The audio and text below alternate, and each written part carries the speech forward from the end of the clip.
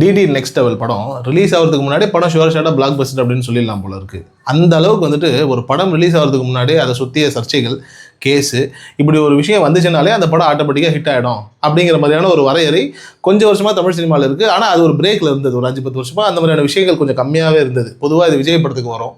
அப்படி சர்ச்சைகள் நிறைந்த ஒரு விஷயம் விஜய் படத்தை தாண்டி இப்போ சந்தானம் படத்துக்கு ஒன்று வந்திருக்கு.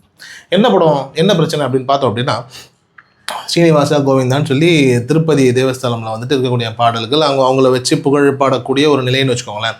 அந்த பாடலை ஆல்மோஸ்ட் ஸ்பூஃப் பண்ணுற மாதிரி டிடி நெக்ஸ்ட் லெவலில் வந்துட்டு ஒரு ரிவ்யூவராக நடிக்கக்கூடிய சந்தானம் வந்துட்டு அதை பற்றி பாடுறாரு. அந்த பாடலினுடைய தொடக்கத்தில் வந்து அதை வச்சு அப்படியே ஒரு மாதிரி, அதாவது எப்படின்னா அந்த டோன் மட்டும்தான் வருமே தவிர்த்து அதற்கும் அந்த பாடலில் உள்ள லிரிக்ஸுக்கும் எந்த விதமான சம்பந்தமும் கிடையாது.